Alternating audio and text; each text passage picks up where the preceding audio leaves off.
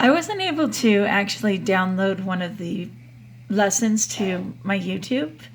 It's protected, I'm sure. But anyway, I went ahead and, went on my computer like usual, and I went into search because I wanted to find a lesson, obviously similar to the one that I had taught the children when they learned Zillion. And I put in the search for adding like fractions using models. And this is very similar to the lesson that they viewed. And this went ahead and showed me a lesson set of all the same videos are similar in content. So it's like add fractions with like denominators or subtracting fractions with denominators and all of those same topics. And then over here, it actually gives you lessons. So lesson plans that also go with it, and other general resources like a letter to your parent or discussing the protocol. And there's even a note template. It's great. And for these, you do have the option to download.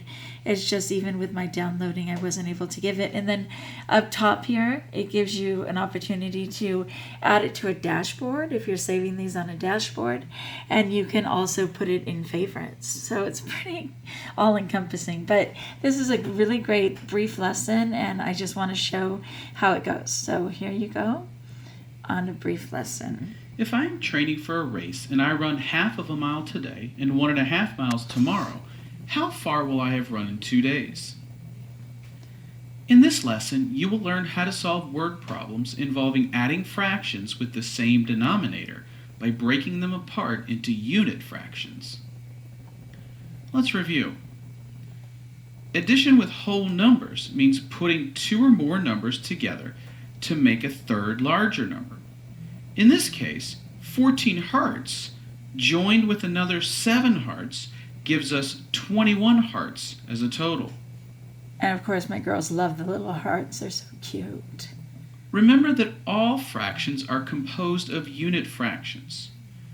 The numerator in a fraction tells us how many parts we have, and the denominator tells us how many parts make up the whole. 3/4 is the same thing as 1/4 plus 1/4 plus 1/4. Fourth tells us the size of those equal pieces. The numerator 1 tells us how many of those pieces we have. To see it a different way, this visual model shows us that 3/4 can be broken apart into 3 1/4 sized pieces. Be careful. Many students, when adding fractions, simply add the numerators and then add the denominators to get an answer. In this case, 1/4 plus 1/4 is 2/8. That's incorrect. I'm just going to pause it 1 second. Remember that numerators represent the number of parts that we have. So when the denominators are the same, we simply add the numerators together to give us the total number of parts. 1/4 plus another 4th means that we have 2/4. What I was going to say about that is that it's so helpful, not only that he points out what common mistakes are for kids, which gave us a chance to pause and talk about it, but that he shows a couple of different ways to solve, because on the test that the district gives, it requires that the students do more than one, solution. So it'll say to show, one strategy and another strategy. And at first the students thought that a strategy was just to multiply and then to prove your answer, by checking with divide, or, to add and then to prove your solution by subtracting. And it wasn't. They had to show a strategy by, in this case, showing a model and then going ahead and showing the actual math or the algorithm. So it was really helpful. This was like aha moments for the kids. So I'm going to just show a little bit more. When we are adding fourths, we're talking about a number or a fraction of a certain size.